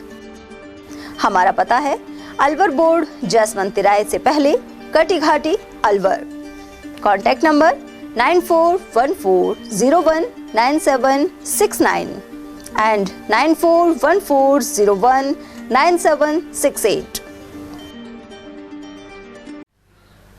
और इस ब्रेक के बाद आप सभी का एक बार फिर से स्वागत है। टपुगड़ा क्षेत्र में जमीन के विवाद को लेकर हाथापाई हो गई। इसके चलते एक व्यक्ति की जान चली गई। थानाधिकारी हनुमान साय ने बताया कि ग्राम निम्बाहेड़ी निवासी फकरू ने मामला दर्ज करवाया है। इसके अनुसार फकरू के पिता हनीफ और दूसरे पक्ष में जमीन के बंटवारे को लेकर हाथापाई हो गई। ऐसे में उनके समर्थन में कुछ अन्य लोग भी पहुंचे और हनीफ को मारपीट कर नीचे गिरा दिया गया। टपुगड़ा सीएचसी में उन्हें मृत घोषित कर दिया गया। पुलिस ने मामला दर्ज कर जांच शुरू कर दी है। कई सेवानिवृत्त अधिकारी अब टिकट की दौड़ में हैं। इनमें पीडब्ल्यूडी और जिला परिषद में सेवाएं दे चुके राजगढ़ लक्ष्मणगढ़ विधानसभा क्षेत्र के खोरा मलावली निवासी अमरचंद मीणा भी शामिल हैं। उन्हें क्षेत्र से कांग्रेस टिकट की मांग को लेकर अनेक लोग पूर्व केंद्रीय मंत्री जितेंद्र सिंह से भी मिल चुके हैं। उनका कहना है कि मीणा ने अधीक्षण अभियंता के पद पर रहते हुए विकास से जुड़े कार्यों को समयबद्ध अंजाम दिया। उधर रविवार को सर्व समाज के सदस्यों ने बैठक कर उनके प्रति समर्थन जाहिर किया। अलवर के लोक देवता बाबा भरतरी के धाम पर लगातार श्रद्धालु पैदल चलकर पहुंच रहे हैं। जयकारों के मध्य यहां अलवर सहित भरतपुर, धौलपुर और सवाई माधोपुर आदि के भक्तों का आवागमन जारी है। जल्द ही मेला भी आरंभ होने वाला है। उधर मालाखेड़ा, राजगढ़ रोड, लक्ष्मणगढ़ रोड आदि से जा रहे श्रद्धालुओं के लिए भंडारे और प्याऊ की व्यवस्था भी धर्म प्रेमियों द्वारा की गई है। प्रधानमंत्री नरेंद्र मोदी के जन्मदिन पर कामा क्षेत्र के गोपालगढ़ में रक्तदान शिविर का आयोजन किया गया। शिविर के दौरान पूर्व उद्योग मंत्री नसरू खां की टीम द्वारा सभी रक्तवीरों का मान सम्मान किया गया। साथ ही उन्हें प्रशस्ति पत्र एवं स्मृति चिन्ह प्रदान किए गए। इस मौके पर फखरुद्दीन, फारूक और अन्य समाज सेवी मौजूद रहे। ग्राम पंचायत चांदोली के निवासियों ने विभिन्न समस्याओं को लेकर विरोध प्रदर्शन किया। इस दौरान ऑल इंडिया मिल्ली काउंसिल सहित अन्य संगठनों के युवा भी मौजूद रहे। उनका कहना था कि ग्राम पंचायत मुख्यालय पर पात्र लाभार्थियों के पेंशन, राशन सामग्री, पेयजल और स्मार्टफोन आदि का लाभ नहीं मिल पा रहा। इसके अलावा चुने हुए जनप्रतिनिधि समस्या हल नहीं करवा पा रहे हैं। साथ ही ग्रामीणों ने कहा कि इंदिरा गांधी स्मार्टफोन देने के लिए सूचना मिलने के बाद वे किराया खर्च कर पंचायत समिति पहुंचे तो मोबाइल फोन नहीं मिल पाया। ऐसे में इन लोगों ने प्रदेश सरकार के खिलाफ जमकर नारेबाजी के साथ प्रदर्शन किया। कांग्रेस सरकार मुर्दाबाद। और हम सभी लोग पुरजोर इसका विरोध करते हैं और आने वाले टाइम में हम बताएंगे इस सरकार को हम क्या से क्या कर। जनता जनार्दन है इस चीज के लिए और जनता जो चाहती है वो करके भी दिखाती है, क्योंकि ऐसा कोई लोग नहीं है जो जनता के बिना कोई काम करके दिखाते। और अब एक नजर डालते हैं हम खैरतल तिजारा जिले की खबरों पर। तिजारा में जैन उच्च शिक्षा समिति के नव निर्वाचित पदाधिकारियों का शपथ ग्रहण समारोह संपन्न हुआ। श्री चंद्र प्रभु दिगंबर जैन कन्या पीजी एवं बीएड कॉलेज में यह कार्यक्रम किया गया। इस दौरान मुख्य अतिथि एडवोकेट रत्नेश जैन ने भगवान श्री चंद्र प्रभु एवं मां सरस्वती के सामने दीप प्रज्वलन कर कार्यक्रम की शुरुआत की। मुख्य अतिथि सहित चुनाव अधिकारी ओम प्रकाश गुप्ता ने इस दौरान शपथ दिलाई। कार्यकारिणी में अध्यक्ष पवन कुमार जैन, उपाध्यक्ष सुरेंद्र कुमार, नितिन जैन, सचिव संजय कुमार, सह सचिव कपिल, कोषाध्यक्ष प्रदीप कुमार आदि शामिल हैं। उधर डॉक्टर आर.के. पांडे ने कॉलेज की गतिविधियों और उपलब्धियों पर प्रकाश डाला।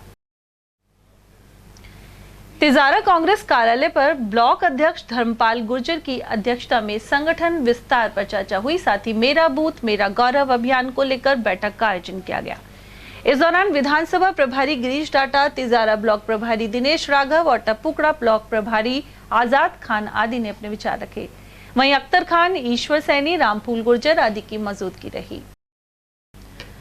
गोगामेड़ी से सड़क एवं परिवहन मंत्री नितिन गडकरी ने परिवर्तन संकल्प यात्रा का शुभारंभ किया था। यह यात्रा तिजारा विधानसभा में 21 सितंबर को शाम 7 बजे पहुंचेगी।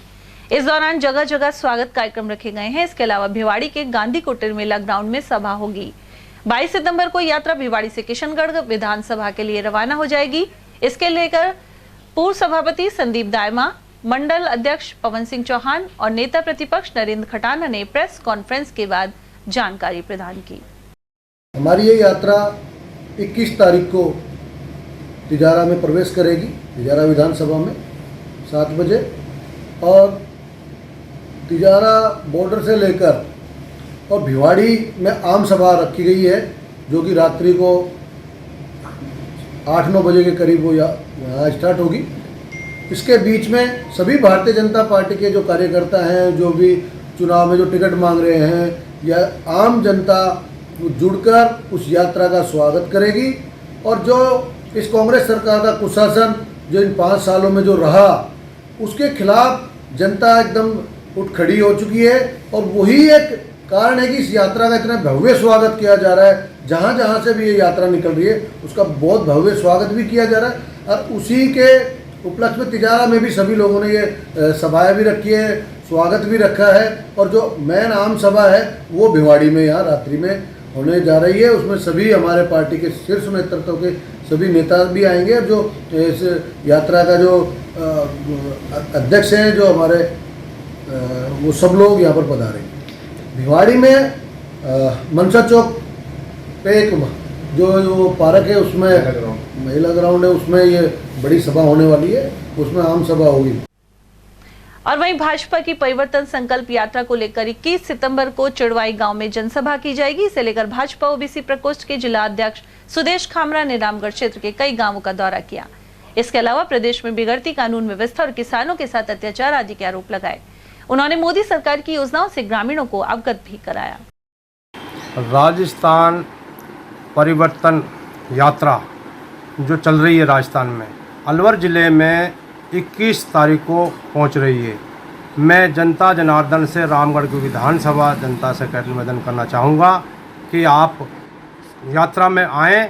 ग्राम चिड़वई में 2 बजे यात्रा आएगी, और उसमें सांस्कृतिक प्रोग्राम भी होंगे, और इसके अलावा वहाँ बढ़ चढ़ के हम भाग लेंगे और इस यात्रा का शोभा बढ़ाएं।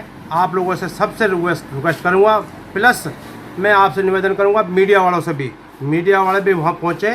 सभी को मैं उन्हें निवेदन कर रहा हूँ कि आप ज़्यादा संख्या में आएँ, इस यात्रा का 4 चांद लगाएं। मुंडावर क्षेत्र के ग्राम पलावा में भारत रत्न बाबा साहेब अम्बेडकर की मूर्ति का अनावरण हुआ। यहाँ मुख्य अतिथि सामाजिक न्याय एवं अधिकारिता मंत्री टीकाराम जूली रहे। साथ ही डॉक्टर BR अम्बेडकर जागृति समिति और ग्राम वासियों की मौजूदगी रही। मंत्री जूली को 51 किलो वजनी फूलों की माला पहनाई गई। मूर्ति अनावरण कार्यक्रम की अध्यक्षता ललित यादव ने की। इसके अलावा कई विशिष्ट अतिथि भी मौजूद रहे। उधर मुख्य अतिथि ने समाज को शिक्षित, संगठित और संघर्षशील बनाने का आह्वान करते हुए राजस्थान सरकार की जन कल्याणकारी योजनाओं की जानकारी दी। इसके अलावा अनेक स्थानों पर डॉक्टर अंबेडकर भवन एवं शाहजहांपुर में डॉक्टर अंबेडकर आवासीय विद्यालय खोलने की घोषणा की। आपका बनेगा। आपने अंबेडकर पार्क की 4 दीवारी मांगी है, अंबेडकर भवन मांगा है, अंबेडकर पुस्तकालय मांगा है, और बीजवाड़ मोड़ पे जो है भीमराव अंबेडकर चौक मांगा है। इन चारों कामों की घोषणा करता हूं मैं। और भाई शाहजहांपुर के लोगों ने भी अंबेडकर भवन मांगा है, उसकी भी मैं घोषणा करता हूं।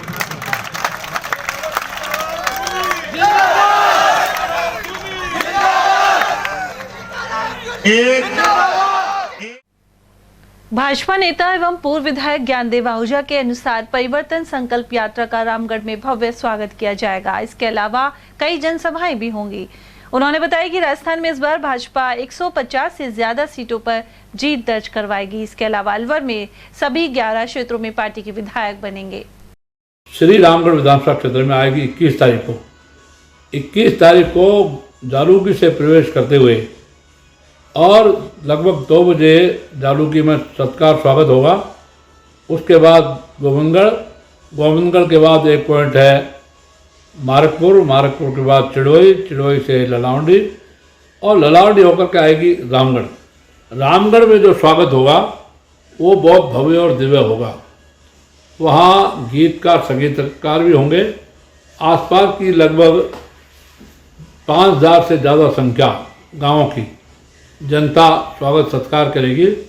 और यहाँ रामगढ़ में स्वागत के बाद बगड़ तराई पर स्वागत, उसके बाद बख्तल और ग्रामीण का क्षेत्र शुरू हो जाता है, अलवर ग्रामीण का, फिर आएगी अलवर में रात्रि का अलवर का सभा और विश्राम है। इस प्रकार से राजस्थान की 4 परिवर्तन यात्राओं में से एक राज यात्रा जो अलवर जिले को कवर करेगी 21 सितंबर को दोपहर से रवाना, दोपहर को यहाँ अलवर जिले में प्रवेश करके और पूरा कवर करते हुए अलवर आएगी। और परिवर्तन यात्रा का एक संकल्प है, हम लोग लेंगे और संकल्प पूरा करके इस सरकार को 2023 के नवंबर दिसंबर चुनाव में उखाड़ बैठेंगे। अब की बार 11 की 11 सीट पर फोकस है और मेरा कहना यह है कि बड़ी बात नहीं कि राजस्थान में 11 की 11 सीट आ जाए अलवर जिले में, और राजस्थान में 150 से 150 से 170 के बीच में आएगी। उधर भाजपा नेता एवं ब्रजभूमि कल्याण परिषद के राष्ट्रीय संयोजक डॉक्टर पंकज गुप्ता के अनुसार 21 सितंबर को अलवर पहुंचने पर यात्रा का भव्य स्वागत किया जाएगा। उन्होंने बताया कि आगामी विधानसभा चुनाव में भाजपा की सरकार निश्चित तौर पर बनेगी। अब जो है चुनाव आने वाले हैं, तो जनता को बताने के लिए, जनता के साथ जुड़ने के लिए, कार्यकर्ताओं के साथ जुड़ने के लिए, कार्यकर्ताओं को इसको उग्र करने के लिए, और ये परिवर्तन यात्रा जो है अलग अलग स्थानों पर पूरी 200 विधानसभा में जा रही है। अलवर के अंदर ये परिवर्तन यात्रा अलवर शहर में 21 तारीख को शाम को 3:30 बजे प्रवेश करेगी बगड़ का तिराया लोहे का तिबारा से।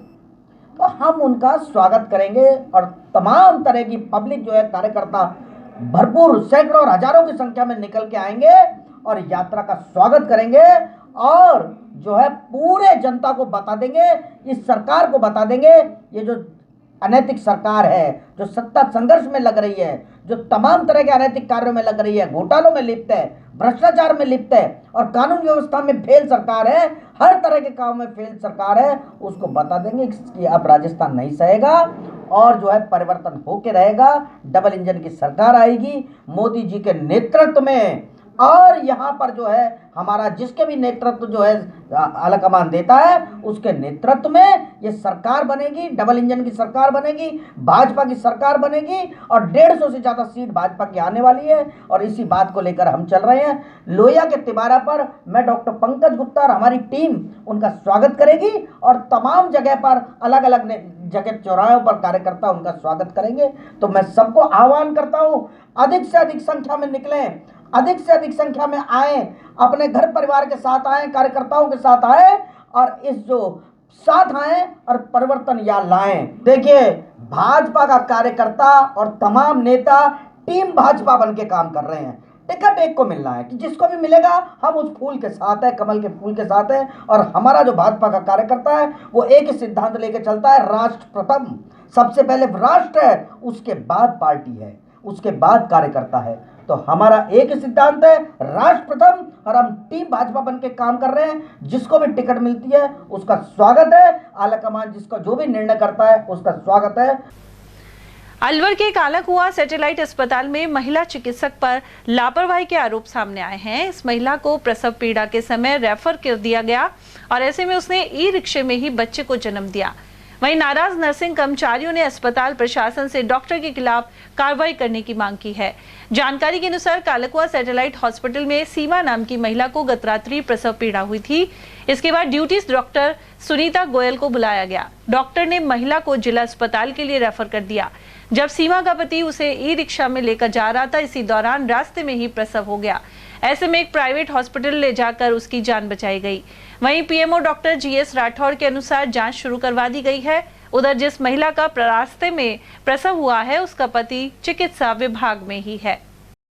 इस मामले के अंदर बस ये है कि ये पेशेंट की जो डिलीवरी अपने अस्पताल में होनी चाहिए थी, जो कि जो है डॉक्टर ने गलती से उसको रेफर जो किया है उस पर हम जो है कार्रवाई करेंगे और उनका कारण बताओ नोटिस जारी करेंगे उनको, और इसमें एक जांच कमेटी भी गठित की जाएगी। हमने निदेशालय में इनके खिलाफ आरोप पत्र दाखिल कर रखा है और उसकी इंक्वायरी भी आई है, तो इंक्वायरी भी इसकी चल रही है और वो इंक्वायरी की रिपोर्ट हम निदेशालय को भिजवाएंगे तुरंत। उधर नर्सिंग कर्मचारी नेता पुष्पराज शर्मा ने कार्रवाई नहीं होने पर आंदोलन की चेतावनी दी है।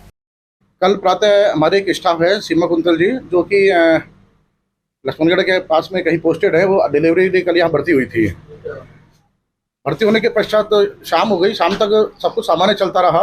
शाम को करीब 10 बजे के आसपास लेबर पेन हुआ, तो यहाँ नर्सिंग स्टाफ को बताया गया, तो उन्होंने ड्यूटी डॉक्टर को कॉल किया। उस समय डॉक्टर थी डॉक्टर सुनीता गोयल ड्यूटी पे थी। रात को वो आती हैं, आकर के बिना पेशेंट को चेक किए हुए, बिना देखे हुए ही और सीधा सामने चिकित्सालय के लिए रेफर कर देती हैं और रेफर करके वो चली जाती हैं। अब चूंकि पेशेंट को रेफर कर दिया तो अब ले जाने की व्यवस्था थी नहीं, कुछ भी एम्बुलेंस यहाँ पे थी नहीं। तो हमारा जो कर्मचारी था उन्होंने बड़ी मुश्किल से यहाँ पे ई रिक्शा ढूंढा है रात को, और ई रिक्शे से सामने चिकित्सालय जब वो ले जा रहे थे तो बीच रास्ते में ही बच्चे का सिर बाहर आ गया डिलीवरी के लिए। तो हानन फानन में कोई जगह मिली नहीं, तो पास में कमला नर्सिंग होम था जहाँ उनको भर्ती करा गया, और भर्ती कराने के विदिन 15 से 20 मिनट में ही डिलीवरी हो गई है। अब हम इसलिए यहाँ पे आए हैं, एक तो डॉक्टर ने पेशेंट को चेक नहीं किया, उसके पश्चात यहाँ पे एम्बुलेंस तक नहीं है। मतलब जिस एम्बुलेंस की आवश्यकता पेशेंट को ले जाने के लिए है, डॉक्टर उस एम्बुलेंस को लेकर अपने घर चली गई है। अगर मान के चलिए पेशेंट को रात को ई रिक्शा नहीं मिलता तो पेशेंट के साथ में क्या होता? अगर रास्ते में कमला नर्सिंग होम या निजी नर्सिंग होम नहीं होता तो पेशेंट के साथ क्या होता? इसके जिम्मेदार कौन है? इसे तो आज हम पीएमओ से वार्ता करने के लिए आए हैं, हमारी शिकायत करने के लिए आए हैं कि डॉक्टर के खिलाफ कार्रवाई की जाए। इस तरह की लापरवाही जब हम नर्सिंग कर्मचारियों के साथ में इस तरह का व्यवहार किया जा रहा है, तो मानता हूँ कि आम जनता के साथ तो क्या व्यवहार होगा। बानसूर विधानसभा के नीमूचाना मंडल में परिवर्तन संकल्प यात्रा को लेकर पूर्व यूआईटी चेयरमैन देवी सिंह शेखावत ने पीले चावल बांटे। उनके साथ मंडल अध्यक्ष सत्येंद्र शर्मा और अन्य पदाधिकारी भी थे। साथ ही ग्रामीणों ने इस यात्रा और सभा में पहुंचने के लिए आग्रह किया गया। इस दौरान कैप्टन प्रकाश गुर्जर, सुरेश गुर्जर, सुमित जगमोहन, नागेंद्र सिंह, सुरेंद्र योगी, पूर्ण प्रजापत और संदीप चौधरी आदि उपस्थित रहे। भारत माता की जय, वंदे मातरम, वंदे मातरम, बीजेपी जिंदाबाद। बानसूर विधानसभा क्षेत्र के सभी भारतीय जनता पार्टी के कार्यकर्ता बंधुओं से आग्रह करता हूं कि 19 तारीख को होने वाले इस प्रोग्राम में पुरजोर तरीके से जुट जाएं और इस कार्यक्रम को ऐतिहासिक बनाने में अपनी भूमिका अदा करें।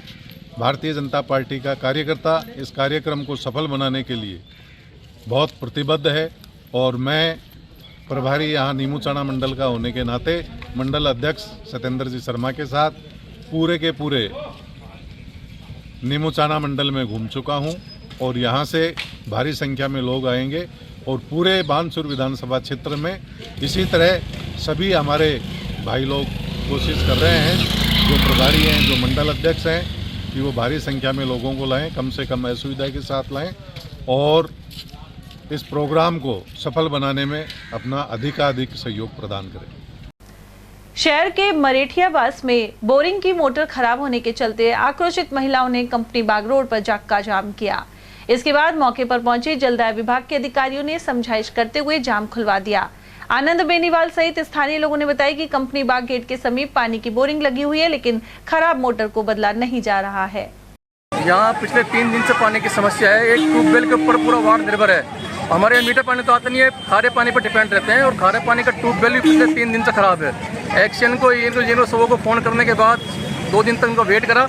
जब बिल्कुल ही समस्या का समाधान नहीं हुआ और कोई जलदाय विभाग का कोई अधिकारी यहाँ नहीं आया, तो मजबूरन वार्ड की महिलाओं ने आकर के जाम लगवाया है। अब यहाँ AN साहब आए हैं, इन्होंने जिम्मेदारी लिया कि मैं ट्यूबवेल को सही करा दूंगा, तो जाम को हटा दिया है। अलवर सहित कई स्थानों के पशु चिकित्सक हड़ताल पर हैं। ऐसे में पशु चिकित्सा सेवा चरमरा गई है। यह कर्मचारी नॉन प्रैक्टिस अलाउंस दिए जाने की मांग उठा रहे हैं। उधर पशु चिकित्सक संघ सचिव डॉक्टर विजय मंडावरा ने बताया कि राज्य सरकार उनकी जायज मांग पूरी नहीं कर रही है। इसके चलते सभी जिलों के पशु चिकित्सक अनिश्चितकालीन हड़ताल पर चले गए हैं। साथ ही संयुक्त निदेशक कार्यालय पर प्रदर्शन कर अलवर के SDM को ज्ञापन भी दिया गया। इस दौरान पशु चिकित्सक संघ अध्यक्ष डॉक्टर प्रदीप सिंह के अलावा डॉक्टर राजेश गुप्ता, डॉक्टर गजेंद्र सिंह और कर्मेंद्र पालीवाल आदि उपस्थित रहे। अलवर शहर विधानसभा क्षेत्र के भाजपा प्रभारी टीकम सिंह एडवोकेट की मौजूदगी में सोमवार को बैठक हुई। इस दौरान परिवर्तन यात्रा के अलवर आगमन को लेकर चर्चा हुई। बैठक में मंडल अध्यक्ष सहित अन्य पदाधिकारी मौजूद रहे। उन्होंने बताया कि संकल्प यात्रा का आगामी विधानसभा चुनाव में भाजपा को लाभ मिलेगा और पार्टी बहुमत के साथ सरकार बनाएगी। 21 तारीख को हमारे यहाँ शहर में भारतीय जनता पार्टी की परिवर्तन संकल्प यात्रा आ रही है। उस संदर्भ में सभी कार्यकर्ताओं को जिम्मेदारियां दी गई हैं और अच्छी तरह कार्यक्रम संपन्न हो। कार्यकर्ताओं में जोश है, उत्साह है और परिवर्तन की लहर है। उस संदर्भ में कार्यकर्ताओं के बीच विचार विमर्श हुआ, बैठक ली गई। सर शहर में कितने जगह स्वागत किया जाएगा, क्या रहेगा, किस तरह कार्यकर्ता स्वागत करेंगे, क्या तैयारी? कार्यकर्ता तो स्वागत करेंगे ही, इसके अलावा हमारे आकांक्षी लोग हैं जो मतलब ये कार्यकर्ता हैं, प्रत्याशी, संभावित प्रत्याशी बनने जा रहे हैं, वो अनेक जगहों पर अपने अपने तरीके से वो करेंगे, एवं आम जनता भी बहुत स्वागत करने के लिए आतुर है।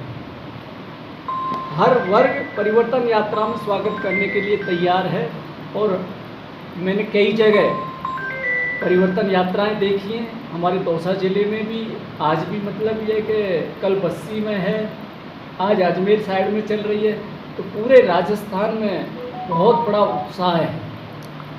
सर इस यात्रा के बाद राजस्थान में सत्ता परिवर्तन होगा, क्योंकि ये यात्रा सत्ता परिवर्तन के लिए निकाली जा रही है, तो इसका कितना असर होगा आगामी विधानसभा चुनाव के दौरान? आगामी विधानसभा में तो निश्चित परिवर्तन तो राजस्थान में निश्चित है और ये परिवर्तन की लहर इस परिवर्तन यात्रा के द्वारा पूरा राजस्थान अनुभव कर रहा है। आज चलते चलते एक बार फिर से नजर डालेंगे आज की हेडलाइंस पर।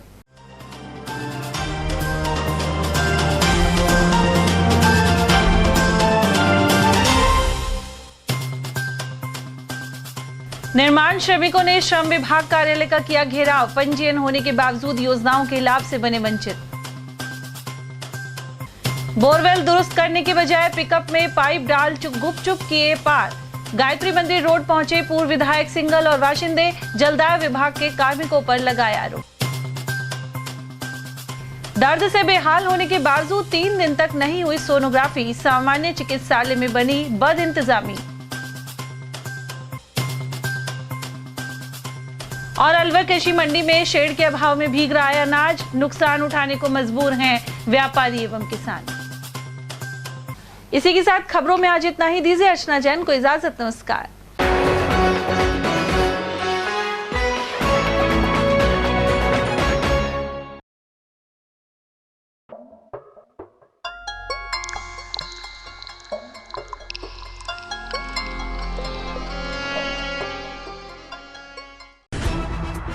खबरें जो हमें सीधा जोड़ती हैं आपसे, जिनका आपकी जिंदगी पर होता है सीधा असर। खबर का मतलब है एक भरोसा, और आपका भरोसा है हमारी जिम्मेदारी। ATL TV।